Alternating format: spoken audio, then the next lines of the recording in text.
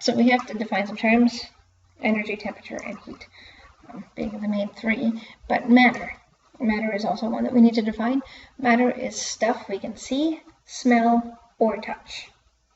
Right? So anything you can see, anything you can smell, or anything you can touch is matter. So yes, you totally matter.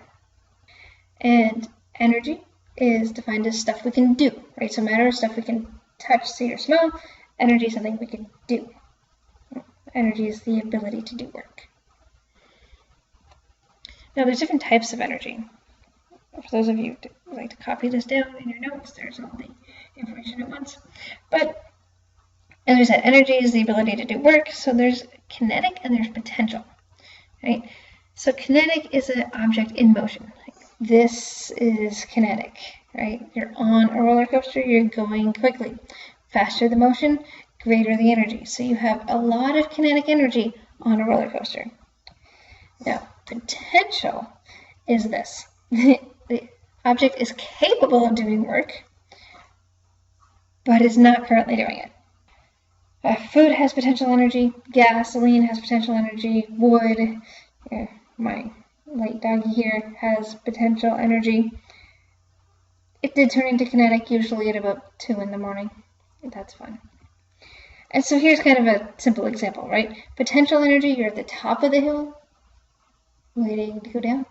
Kinetic energy, you're moving. Right? This is when you start going up the hill, right? Whee, and then whee.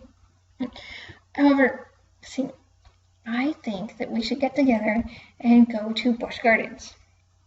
Because at Busch Gardens, they have that one roller coaster where they take you up, right? Chink, chink, chink, chink, chink, chink, chink, chink. And then you get to the top. And they hang you over the edge as you're staring down at what is about to happen. You have potential energy, right? You are potentially about to fall. And then suddenly they just release you.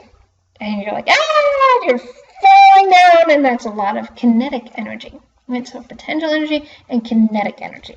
So my plan, and I have pitched this to the deans, although the old deans have changed now, but I have pitched this to them where you get to go as a class. We could go to Busch Gardens and I can load you all up on the roller coaster. Not me. I'll be shouting from the bottom. As you hang there, I could be like, there's your potential energy. And then as you're screaming, or you come by me, I'll be like, and there's your kinetic energy, right? It's a very good lesson. Temperature. How hot is it? So temperature, as I said before in one of the previous things, is a measure of the average kinetic energy, right? Kinetic meaning movement of the atoms or molecules. So as your temperature increases, the atoms or molecules, the particles, move faster.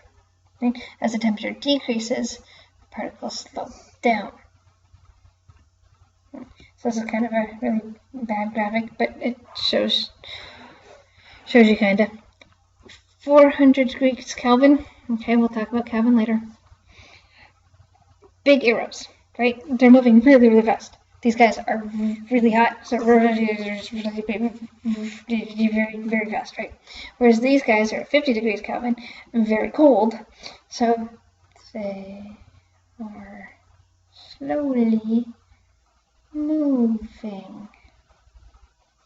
400 degrees, we're going really fast, we're bumping into each other, just like bumper car, right? 50 degrees Kelvin, slowly moving, avoid crashing. Heat is not the same as temperature. Heat is the energy transferred out of the object because of temperature. Okay, so I always like this one, right? My hot cocoa, you can see it's cocoa because there's a spoon in it. And so not a stir stick for coffee, it's cocoa.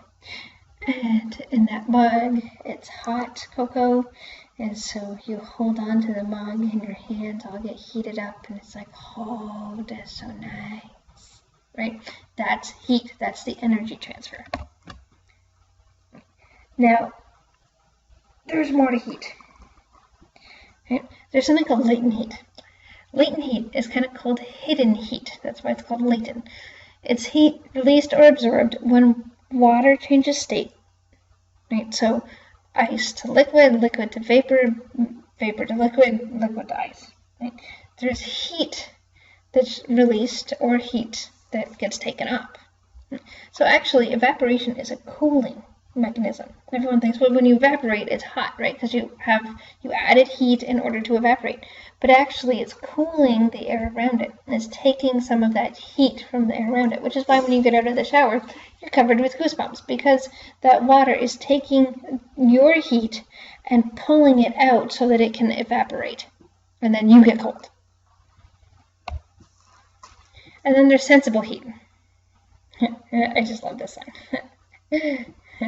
Sensible heat is something we can feel or measure with a thermometer. So this is what you're reading, right? It's 98 degrees outside. It's 82 degrees outside. This is obviously Fahrenheit, right? We're in Tampa, so it's 80.